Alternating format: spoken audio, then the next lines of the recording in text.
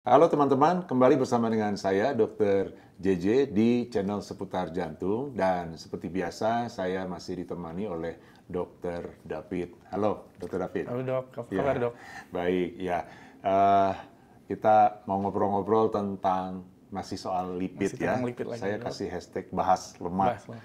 Jadi kita sudah ada beberapa video bahas lemak secara cukup detail sebelumnya, bahas kolesterol dan trigliserid. Kemudian kita sudah bahas lipoprotein A. Ya nanti teman-teman yang belum nonton ditonton, karena kita akan terus membahas, menggali lebih dalam ya.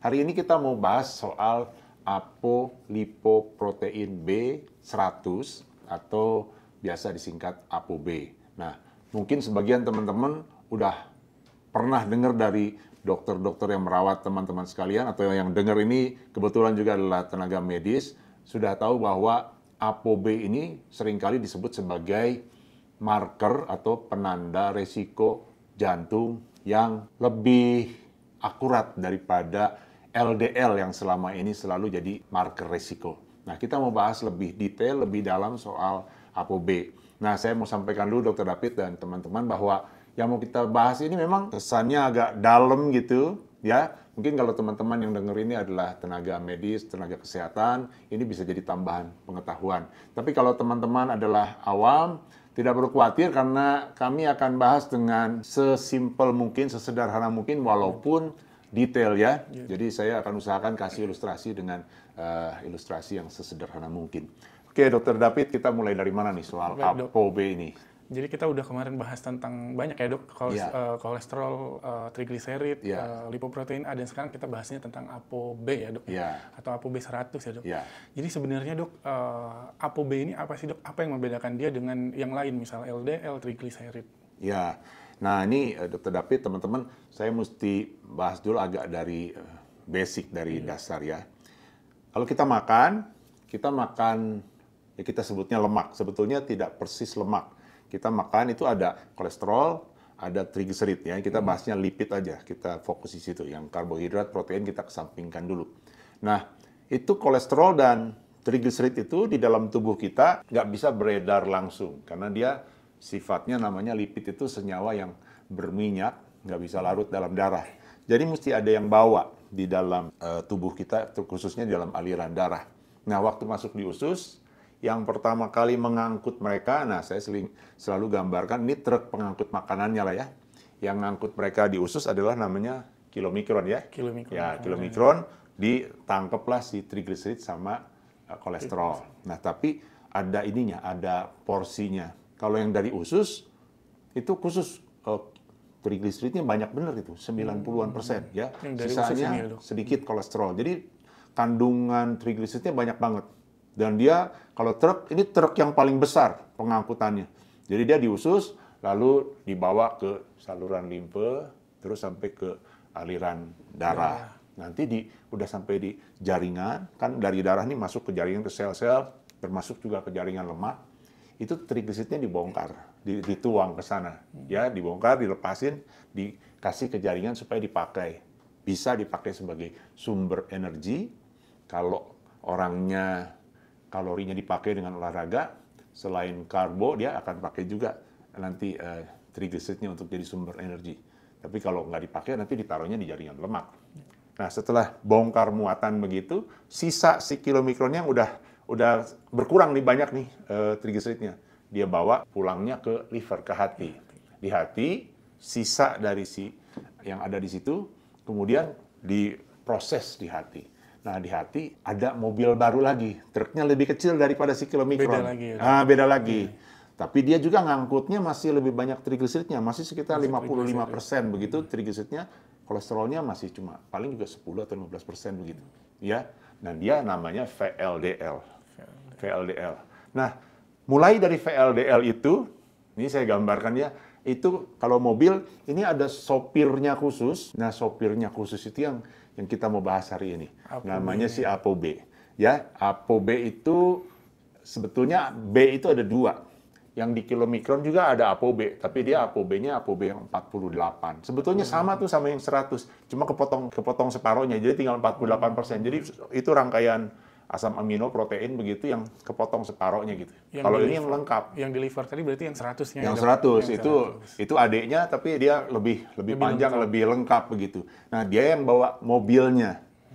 Kemudian dari situ trigliserid, kolesterol dibawa oleh si mobil VLDL ini dari liver ke jaringan lewat pembuluh darah. Nanti di pembuluh darah sebagian dibongkar lagi itunya. Dibongkar ininya, trigliseridnya ke jaringan lagi. Jadi berkurang lagi trigliseridnya, tinggal sekitar 30-an% gitu. Nanti kadar kolesterolnya naik. Nah, itu berubah jadi IDL namanya. Kalau tadi VLDL, very low density lipoprotein. Kalau IDL, intermediate density lipoprotein. Yang kemudian nanti dia bongkar lagi si IDL ini, dituang lagi trigliseridnya untuk dipakai di jaringan. Nanti tinggal sisanya LDL, itu yang kita kenal selama ini, LDL kolesterol. Tapi yang uniknya, si VLDL, si mobil itu udah lebih kecil daripada truk yang di usus. Daripada kilomikron yang di usus. Kalau dari liver, udah lebih kecil. Tapi sopirnya si ApoB. Kalau yang di usus sopirnya beda tadi. ApoB 48 tadi lebih kecil. Kalau ini sopirnya ApoB. Begitu pindah jadi IDL, sopirnya sama. Masih ApoB. Pindah jadi LDL, sopirnya sama. ApoB juga. Cuma semuanya masih makin ApoB 100 ya, Dok? sama ApoB Masih 100. sama. Jadi itu mobilnya makin lama makin kecil. Jadi isinya terpecah tapi sopirnya enggak. Ya, isinya sebagian udah dituang si trigliseridnya, tapi kolesterolnya makin padat, makin nambah dia. Kolesterolnya makin nambah, sehingga LDL itulah yang kandungan kolesterolnya paling tinggi, 50%. Trigliseridnya paling cuma 10 atau 15% begitu. Nah, itu yang kalau kita kenal ini kolesterol yang jahat, sebetulnya sih istilah yang salah kaprah, kolesterol jahat. Karena kolesterolnya sama aja di situ. Tapi yang bawanya itu si LDL itu, karena dia sekarang bawanya udah dari darah itu dibawa ke jaringan. Nah, kalau dia kebanyakan kolesterol yang dibawanya, berarti mobilnya juga mesti banyak, LDL-nya mesti banyak. Sehingga nanti dia bisa numpuk di jalanan dan tumpah-tumpah nanti atau macet situ, nyangkut, nah bikin jadi plak di situ. Nah, tapi balik lagi tadi, jadi ApoB itu yang mana? Nah, itu ApoB itu ternyata adalah di VLDL ada, di IDL ada, di LDL juga ada. Nah, kalau kita ingat diskusi kita sebelumnya tentang lipoprotein A, kita udah bahas, saya ingetin lagi, teman-teman nonton videonya. Lipoprotein A itu siapa atau apa? Dia sama dengan LDL. Sama persis bentuknya, cuma bedanya saya bilang di video sebelumnya bahwa dia wajahnya sama, semuanya sama, begitu, kecuali dia ada poninya. Poninya itu yang adalah apolipoprotein A kecil. Dia, kalau mobil tadi, ya mobilnya sama persis sama LDL. Ya cuma mungkin ada apanya lah gitu ya. Tapi sopirnya sama juga. ApoB juga. Gitu. Nah, yang jadi penting itu, yang diangkut semuanya itu adalah kolesterol dari liver ke jaringan. Baik si VLDL, IDL, VLDL, IDL, LDL, sama lipoprotein A itu semuanya ngangkut kolesterol.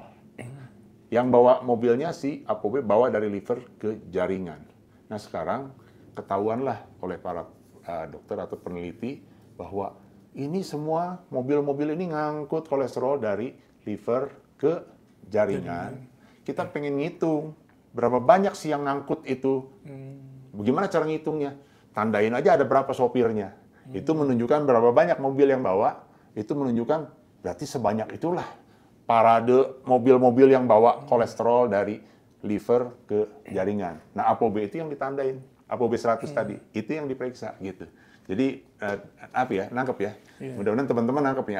Agak ribet, tapi saya rasa mestinya sih paham ya dengan ilustrasi sopir ini nih. Berarti sebetulnya ApoB ini nggak sepenuhnya jahat ya, Dok, dalam jumlah yang normal? Atau tetap jahat, Dok, di dalam jumlah yang normal? Ini kayak di jalan, kalau ada sopir jahat ya, ada sopir truk gitu. Enggak ya, dia memang bawa kebutuhan ke sana. Cuma karena ini yang dibawanya banyak, itu. Nah, itu biasanya justru kalau trigliserid tubuhnya tinggi, pertama kali itu di dalam kilomikron tadi, trigliseridnya banyak, kilomikronnya udah lepasin trigliserid, tapi masih banyak, dia bawa balik ke liver, masih banyak, dia bikin VLDL-nya banyak. Nanti kesana-sananya jadi banyak itu. Nah, itu jadi parade mobilnya jadi banyak, tapi bawa kolesterol malahan. Gitu. Nah, itu jadi akhirnya nyangkut-nyangkut di jalan. Sebetulnya si ApoB-nya ya dalam kadar tertentu ya nggak apa-apa Nggak juga, masalah ya. nggak masalah gitu. Oke, berarti selanjutnya dok, dibanding ApoB dengan LP little a yang pernah kita bahas di diskusi sebelumnya, lebih jahat mana dok? Dalam jumlah yang sekian. Terus kan ApoB ini berarti dia mengangkut dari trigliserid dan kolesterol. Berarti dia juga dipengaruhi sama makanan nggak dok? Ya, nah beda itu. LP little a yang kita bahas waktu itu, LP little a itu tidak dipengaruhi oleh makanan. Dia benar-benar si liver itu mau berapapun makanan yang dimakan, Akan selalu begitu. kadar kolesterol sama trigliserid yang masuk dalam tubuh, tubuhnya udah punya kayak sinyal, pokoknya kamu bikinnya segitu aja jumlahnya. Nah itu memang dia jahat. Lipoprotein A itu jahat, tetapi sama, kejahatannya sama dengan LDL, sama dengan APO, itu kan sama-sama aja. Cuma petunjuk aja. Kalau kita periksa si APO-nya itu, ApoB-nya itu, kita menunjukkan berapa jumlah mobil yang jalan ke sana. Kalau kita periksa lipoprotein A juga sama mobilnya, tapi mobilnya yang khusus. Jadi kalau balik lagi ya ini supaya jelas. Mobilnya itu ada berapa jenis yang dibawa oleh si ApoB itu? Satu VLDL, ada IDL, ada LDL, dan ada lipoprotein A. Jadi kalau lipoprotein A khusus cuma periksa si lipoprotein A-nya saja. Cuma memang dia walaupun sedikit, tapi kemampuan dia untuk nembus masuk ke dinding pembuluh darah itu lebih jahat dia daripada si LDL yang biasa gitu. Tapi kalau ApoB itu menunjukkan keseluruhannya gitu. Jadi dua-dua ya kalau diperiksa, kalau LP little a-nya tinggi ya jahat juga. Tapi kalau ini menunjukkan keseluruhannya gitu. Kalau ApoB sangat dipengaruhi oleh pola hidup, sangat dipengaruhi oleh pola makan. Jadi makanan yang mengandung banyak lemak jenuh akan meningkatkan ApoB. Makanan yang banyak mengandung lemak trans akan meningkatkan ApoB. Nah, lemak jenuh itu apa? Kita udah bahas kemarin ya. Lemak jenuh itu daging merah, kemudian kulit ayam, ya, susu full cream gitu. Itu banyak lemak jenuhnya. Kalau lemak trans, ya makanan-makanan olahan itu yang makanan snack-snack gitu ya. Nah, itu atau margarin, nah itu lemak trans. Nah, itu juga akan meningkatkan itu. ApoB juga. Tetapi di luar itu makanan yang karbohidrat. Karbohidrat yang sederhana atau karbohidrat olahan. Itu gula, pemanis gitu, kemudian roti putih, nasi putih, itu mudah meningkatkan Ikut meningkatkan ApoB ya dok? Iya, dia meningkatkan, memang indeks glikemiknya tinggi, jadi meningkatkan kadar glukosa darah, tapi nanti di liver dirubah jadi trigliserid, nanti dirubah jadi asam lemak, jadi trigliserid. Kalau trigliseridnya naik, itu Otomatis. trigliserid tadi yang ngangkut dari liver itu pertama adalah namanya mobilnya tadi adalah VLDL. Jadi kalau VLDL-nya naik, nanti semua ikutan, semua kesananya naik. Jadi kalau VLDL naik tuh kayak parade supirnya jadi nambah banyak semua. Nanti kalau dihitung jumlahnya ApoB-nya akan meningkat. Jadi dia sangat dipengaruhi oleh pola hidup. Orang yang merokok, VLDL-nya juga naik. Alkohol, itu juga VLDL-nya naik. Nah, orang-orang yang diabetes, resistensi insulin, kemudian obesitas, ya, nah, itu rata-rata ApoB-nya bisa tinggi. Gitu. Jadi beda dengan lipoprotein A. Kalau lipoprotein A kecil itu sama sekali nggak dipengaruhi oleh pola makan. Baik. Selanjutnya dok, kalau misal ApoB itu bisa nggak dok, ada kejadian nggak misal seperti familial hyperkolesterolemia seperti LDL-nya saja yang meningkat, ada kemungkinan nggak dok ApoB-nya saja yang meningkat? Ya, itu tapi secara genetik yang ya. lain. Secara genetik dia memang ada kelainan genetik yang menyebabkan peningkatan dari ApoB. ApoB ada, saja ya. ya dok? Oh, berarti ada kemungkinan. Ya, tapi ApoB itu gini, ApoB itu ya dia ada di tiga itu ya. Kita mesti paham itu ApoB itu ada di VLDL, di IDL, di LDL, di lipoprotein A itu ada semua dia. Jadi kalau dibilang saja tuh kayak cuma sedikit dia. Dia banyak di ininya ada semua dia itu. Berarti kalau misal pada saat ada keadaan pasien yang bagaimana dok yang sebaiknya diperiksakan ApoB? Ya, jadi ini panduan dari guideline itu ApoB itu beberapa menetapkan ApoB itu sebagai risk marker namanya. Marker untuk menentukan seseorang berisiko atau enggak. Ada yang menunjuk ApoB sebagai risk marker yang lebih penting daripada kadar LDL. Nah, selama ini kita tahu itu selalu kita patokannya LDL. Itu boleh dibilang semua guideline itu panduan baik dari Amerika, Eropa, semua itu LDL yang nomor satu. Tapi ada beberapa seperti IAS itu International Atherosclerosis Society namanya, perkumpulan internasional untuk atherosclerosis itu mengatakan ApoB lebih baik dalam menunjukkan risiko. Artinya ada orang-orang yang mungkin LDL-nya normal, tapi ApoB-nya tinggi, bisa itu, ya gitu. Ya, itu dan itu lebih beresiko daripada orang yang LDL-nya tinggi, Dok. Bukan begitu pengertiannya. Tapi kadang-kadang kita jadi kayak tersembunyi, pasiennya sepertinya orang ini nggak terlalu beresiko karena si LDL-nya tuh, LDL-nya aman nih gitu. Iya. Nah, baru terus padahal begitu kita periksa lebih lanjut, kok ApoB-nya tinggi gitu. Nah, kalau LDL itu seperti tadi saya bilang, LDL itu cuma memeriksa jumlah kadar kolesterol yang dibawa oleh si LDL.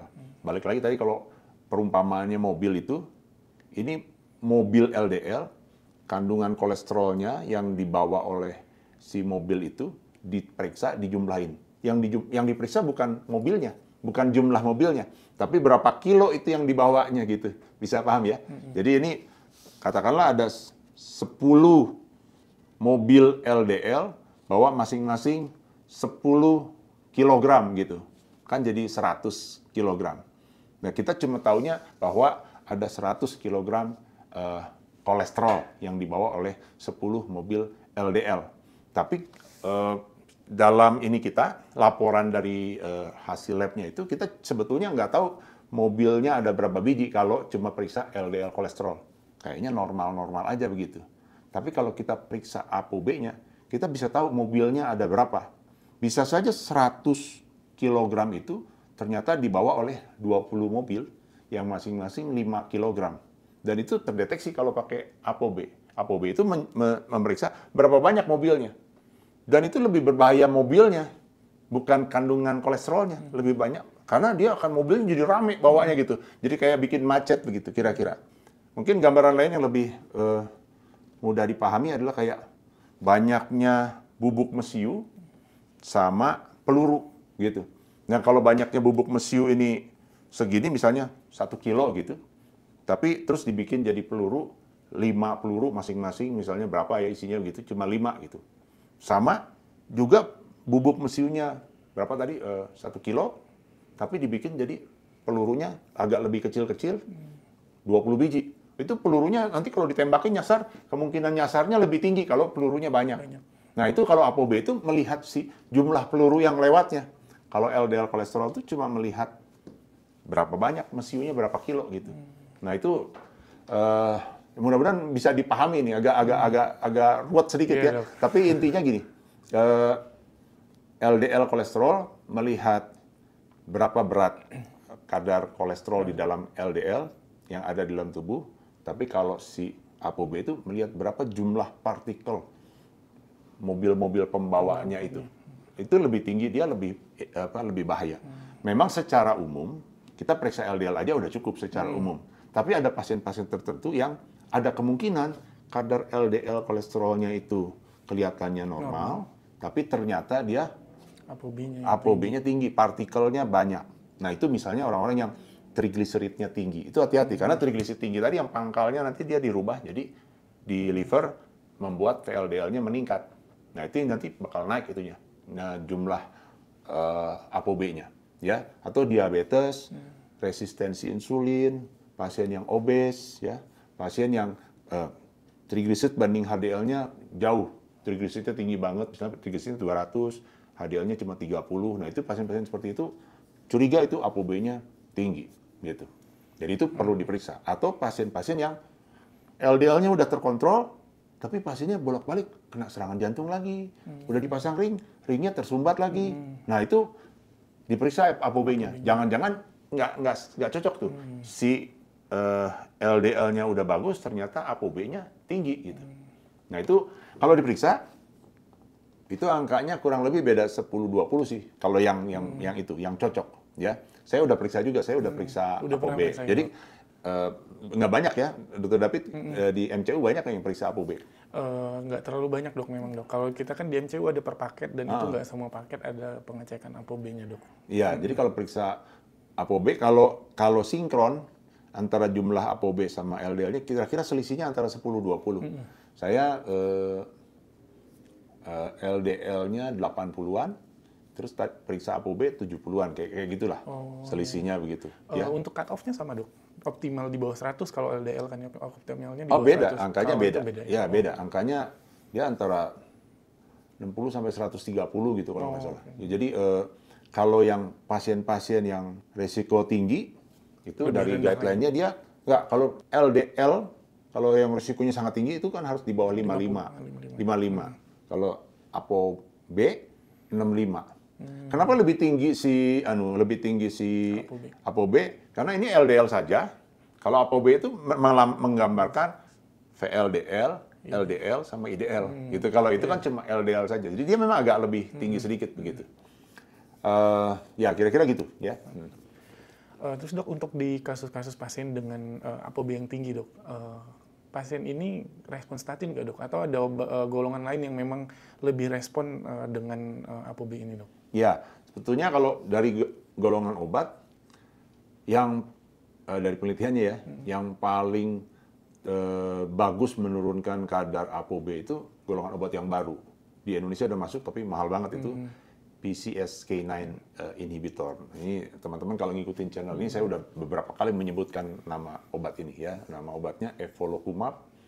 Ada yang udah masuk satu lagi Inclisiran ya. Itu harganya masih jutaan itu. Ya itu suntiknya ada yang 2 minggu sekali, ada yang 6 bulan sekali suntiknya. Nah itu bisa nurunkan kadar ApoB sampai 40-an% katanya, begitu. Ya, kalau golongan obat yang udah kita kenal selama ini statin, atorvastatin, rosuvastatin itu buat kolesterol, itu menurunkan sekitar 30-an%. Golongan obat satu lagi ezetimibe, nah itu menurunkan sekitar belasan persen gitulah. Oh lebih kecil. Tapi tetap aja dari panduannya obat pertama yang dipilih adalah golongan statin, gitu, golongan statin. Jadi tetap walaupun kita ngomong nih panjang lebar soal ApoB ini apa petunjuk yang lebih akurat begitu, dalam panduan sebagian besar tetap yang paling utama itu LDL yang jadi patokan. Kenapa sih LDL? Karena dia udah lebih luas, pemeriksaannya juga sederhana, udah gitu penelitian-penelitiannya juga udah sangat banyak. Jadi penelitian yang meneliti kalau LDL diturunkan dengan obat-obatan, maka dia akan menurunkan resiko kejadian kardiovaskular di kemudian hari itu udah sangat banyak. Jadi itu udah sangat approve, sangat terbukti. Jadi untuk target utama terapi tetap LDL dan obatnya sama juga, statin juga gitu. Nah kalau statin LDL-nya turun, pas diperiksa, kita periksa juga ApoB-nya, ternyata dia masih lebih tinggi daripada targetnya, mungkin kadar obat statinnya dinaikin atau ditambahin ezetimibe. Atau kalau masih juga belum tercapai, nah itu kalau pasiennya high risk atau very high risk, kok serangan lagi, kok ringnya tersumbat lagi, perlu mungkin dikasih obat suntik itu, ya PCSK9 inhibitor. Gitu. Baik dok, mungkin sudah cukup pembahasannya. Saya sudah lumayan teredukasi dan mungkin juga teman-teman juga sudah mulai banyak yang paham nih tentang ApoB ini. Mungkin dari Dokter JJ sendiri ada tambahan atau kesimpulan dok? Oke, mudah-mudahan paham ya Dokter David dan teman-teman. Ini memang agak dalam dan agak berat ya. Tapi kalau saya simpulkan, jadi ini ApoB ini adalah suatu penanda resiko penyakit jantung dan pembuluh darah. Yang umum kita sudah kenal adalah LDL kolesterol, itu udah pasti mesti kita periksa.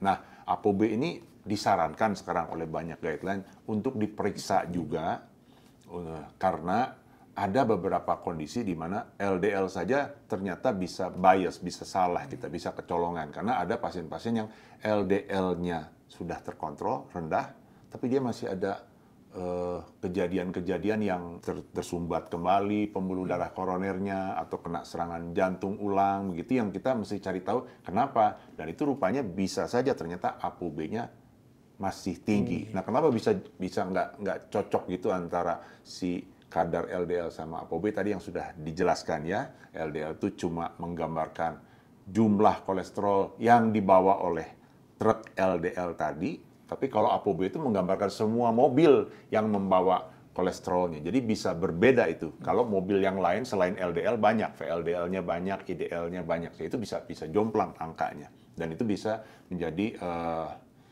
petunjuk buat kita bahwa ini terapinya menekan faktor-faktor risiko atau si lipoprotein yang berpotensi untuk menyebabkan terjadinya plak itu belum ditekan sampai seoptimal mungkin ya.